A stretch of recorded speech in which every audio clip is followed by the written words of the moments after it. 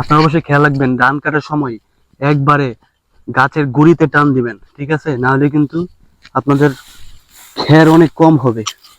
মূলত আমি ছাত্রলীগ থেকে অনুপ্রাণিত হয়েছি, যে ছাত্রলীগরা যেভাবে কৃষকদের জমিতে ধান কাটতো, ওইটা এখন আর হচ্ছে না। সুতরাং আমি চাই ওরকম উদ্যোগ আবার নেওয়া হোক, যাতে কৃষকরা এরকম কষ্ট করতে না হয়। কৃষকদের পাশে যাতে ছাত্রলীগ থাকতো, সেভাবে কোনো একটি দল যাতে কৃষকদের পাশে থাকে, কৃষকদের কাজ করে। কিন্তু এখন কেউই নাই যে কৃষকদের পাশে এসে কৃষকদের সাথে ধান কাটবে, তাদের কষ্টের ভাগ একটু কমাবে। তাই আমি আসলাম যে আজকে আমি ধান কাটবো উড়াধুরা, কৃষকদের জমি সব শেষ করে দেব, ধান কাটবো। আর দেখেন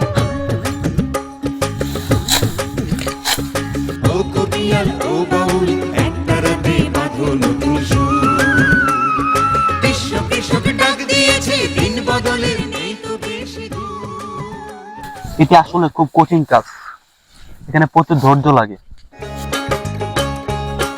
এই মাটিকে ফিরিয়ে দেব মাটির গুণাগুণ। খুবই কষ্টের সহিত এই কাজটি করতে হইতেছে আমাকে।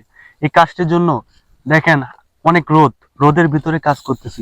বীজ থেকে আনবো সম্ভাবনা। এই কাজটির জন্য কিন্তু আমি একটি পয়সাও নিব না। বদলে দেব চাষের রীতি, দূর করে সব ভয় ভীতি, আনবো টেনে বিশ্ব।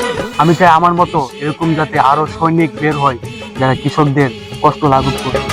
শয়নে স্বপ্নে ভাবনায় চিন্তায় হৃদয় জুড়ে বাংলাদেশ আর বাংলাদেশের কৃষি। আপনারা অবশ্যই খেয়াল রাখবেন, ধান কাটার সময় একবারে গাছের গুড়িতে টান দিবেন, ঠিক আছে? নাহলে কিন্তু আপনাদের খের অনেক কম হবে, সেটি কিন্তু আপনাদের লস। পুরো জমি যদি আমি একদিনে কেটে দেই, তাও আমাকে একটি টাকাও দিবে না, আমি একটি টাকা নিব না। আমি কিন্তু কৃষক নই, আমি কৃষকদের পাশে এসেছি কৃষকদের কষ্ট কমাতে। আপনারা কেউ ভাববেন না যে আমি আগে এই কাজ করতাম, আমি কিন্তু এই কাজ করতাম না। এটা আমার নতুন এক্সপিরিয়েন্স, ঠিক আছে? টাকার মালা গলায় পয়রা গালে দিলা চাষা, তার ফসলে পেট ভরাইলা পাইলা বাঁচার আশা, তুমি পাইলা বাঁচার আশা। টাকার মালা গলায় পয়রা গালে দিলা চাষা, তার ফসলে পেট ভরাইলা পাইলা বাঁচার আশা, তুমি পাইলা বাঁচার আশা, পাইলা বাঁচার আশা, তুমি পাইলা বাঁচার আশা।